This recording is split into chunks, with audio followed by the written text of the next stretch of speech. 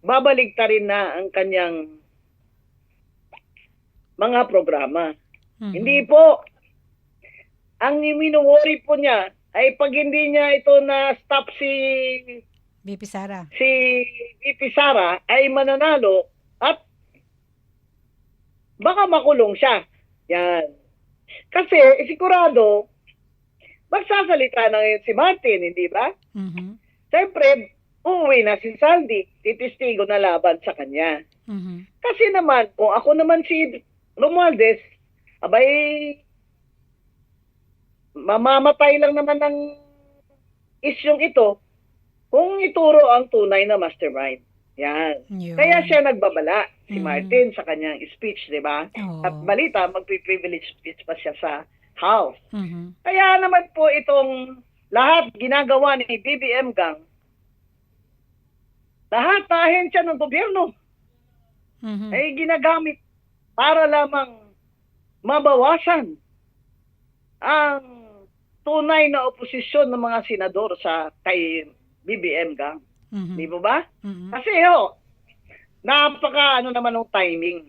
Kaya napaka correct timing. Kaya yan pong isipin natin na lahat po na ito ginagamit ni BBM, ang ahensya ng gobyerno, lahat ng kapangyarihan ginagamit niya para masikil niya ang mga tunay na oposisyon sa kanya.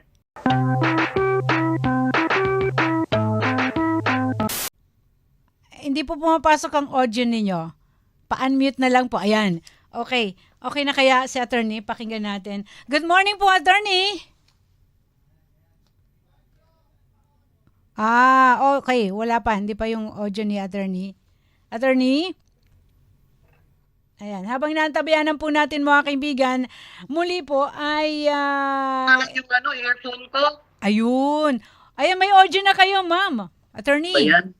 Ayan, okay na po kayo. Good morning. Off ko na lang yung earphone ko. Good morning, attorney. Opo. Ayan, okay na. Narinig ko na ho kayo. Okay na po? Yes, loud and clear, attorney. Kumusta? Okay. Kumusta po? Salamat, Ate Laila. Tuloy tayo sa Radyo Agila. Opo.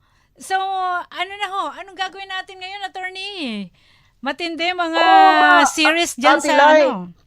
yung Blue Ribbon Committee hearing ay matutuloy na sa Huwebes. Opo.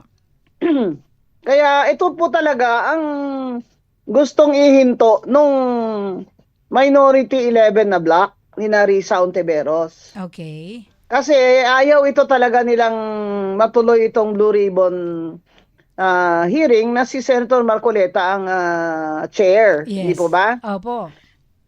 At meron silang minority report noon eh, 'di ba? Sila pumirma noon. Yes, opo. Mapapawalang bisa na 'yon pag may bago ng findings sina Blue Ribbon kay under Senator Pia and Senator Marcoleta. Okay. Kaya ito pong Huwebes, pupunta po kami doon sa Huwebes. Baka sakaling maka-live ako sa Facebook ko. At yung reporter po natin, siguradong baka nandun din po. Opo, ay opo. sabihin niya na lang sa akin na nandun siya. Okay. Ito pong Blue Ribbon hearing, ito po ang reason, sabi ni Senate President Cayetano, kung bakit para hindi po ito ma-hijack nung Block 11 ni Risa Ontiveros at ni Ping Lacson, ay hindi na ho pumasok ang majority today, Today Opo. yata, hindi sila papasok. Para hindi po ma-hijack. Kasi pag pumasok ko sila, ma-hijack ho ito. Baka hindi matuloy yung bukas. Yan ho ang problem dyan. So, ibig nyo sabihin na, attorney, ngayong araw, wala tayong maaasahan na session sa Senado.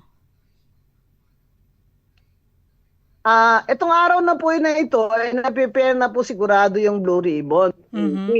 Kung sino ipapatawag? Ipapatawag po yung 18 Marines. Nasa listahan po, number 1, ipinapatawag, iniimbita si Martin Romualdez. Yes, Yan. opo.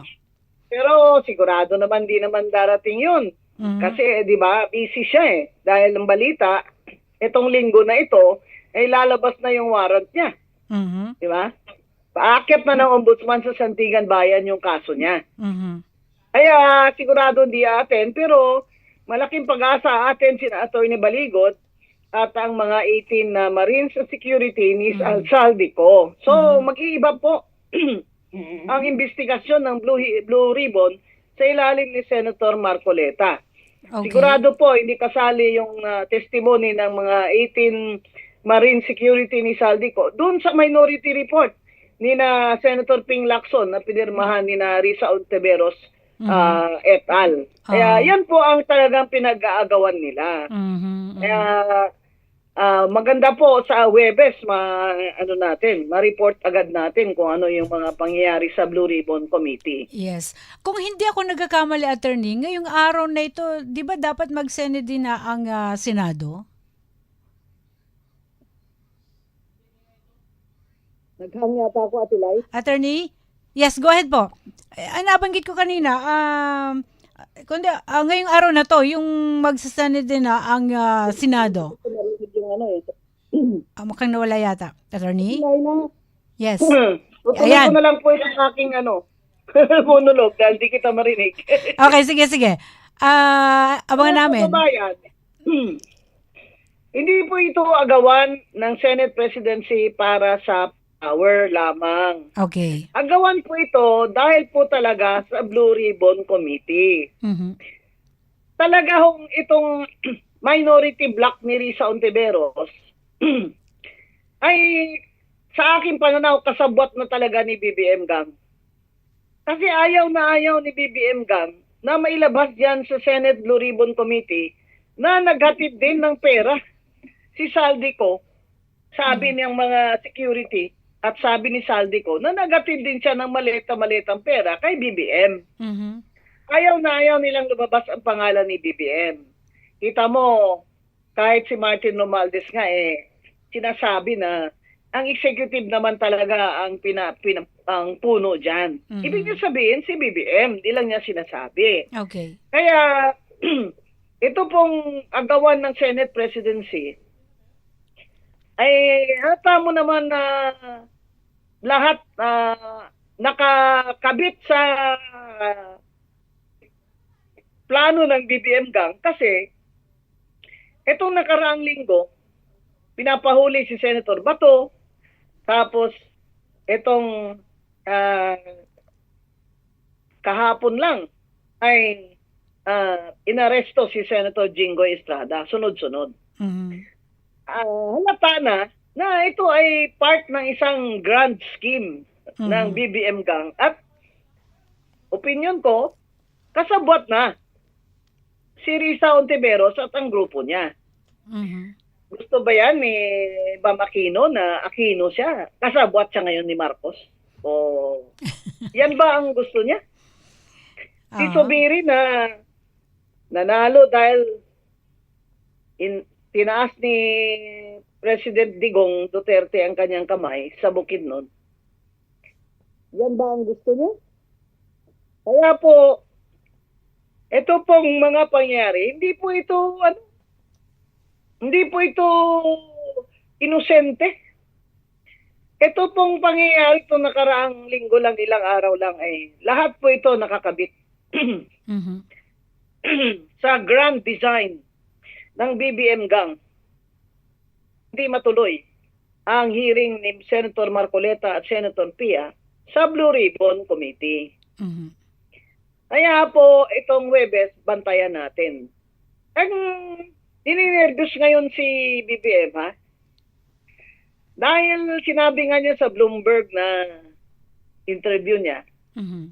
na nag-worry siya na baka daw pag nanalo si Sara ng presidente ay babaligtarin na ang kanyang mga programa. Mhm. Hindi po. Ang mino-worry po niya ay pag hindi niya ito na-stop si BP Sara. VP Sara ay mananalo at baka makulong siya. Yan. Kasi sigurado magsasalita na ngayon si Martin, hindi ba? Mhm. Siyempre, uuwi na si Saldi, titistigo na laban sa kanya. Mhm. Kasi naman, kung ako naman si Romualdez, abay, mamamatay lang naman ng isyong ito kung ituro ang tunay na mastermind. Yan. Yun. Kaya siya nagbabala, si Mhm. Martin, sa kanyang speech, di ba? Oo. At balita, magpi-privilege speech pa siya sa House. Mhm. Kaya naman po itong lahat ginagawa ni BBM Gang, lahat na ahensya ng gobyerno Mhm. ay ginagamit para lamang mabawasan ang tunay na oposisyon ng mga senador sa kay BBM Gang. Mhm. Di ba ba? Mhm. Kasi napaka ano naman ng timing. Kaya napaka correct timing. Kaya yan pong isipin natin na lahat po na ito ginagamit ni BBM, ang ahensya ng gobyerno, lahat ng kapangyarihan ginagamit niya para masikil niya ang mga tunay na oposisyon sa kanya. Mhm. Diyan po nagsisimula yan lahat ng hidwaan dyan ng mga senador, dyan sa Blue Ribbon Committee, dahil sa inakala nating maging fair itong si Senator Ping Lacson ay hindi pala. Mhm. Talagang yung mga ginawa niya sa Blue Ribbon ay superficial lamang. Para kunyari talagang naghiring-hiring siya pero wala. Aha. Kahit sa Zoom, hindi niya pina-testify si Saldico. Bigla. Diba? Kasi nag-iba ng tono ni Saldico eh. Diba? Yes. Kaya opo. mga kababayan, ito pong ginagawa ni BBM ngayon sa sunod na 2 taon bago siya bumaba sa pwesto ay para harangin ang mga testigo sa flood control corruption. Kung saan, idadawit siya. Hindi lamang ng 18 Marines at ni Saldico, kundi ni Martin Romualdez mismo. Mhm. Kaya itong pagkukulong, ikulong talaga ito si Martin Romualdez, ay masaya itong pangyayari na ito. Ang At tanong. ang magbebenepisyo dito ay ang taong bayan. Yes. Kaya, Opo. go Martin!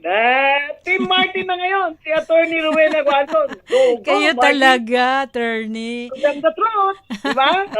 Oh. Yan po, Ate Laila, Mhm. aasahan natin, baka naman sa Biyernes, makabalik tayo sa Radyo Agila agad, di ba? Para fresh na fresh pa yung balita. Ano Okay, po? sige. Attorney, itatanong ko rin kasi 'di ba, sana wala nang mangyari at matuloy talaga yung pagdinig bukas. Mangyayari itong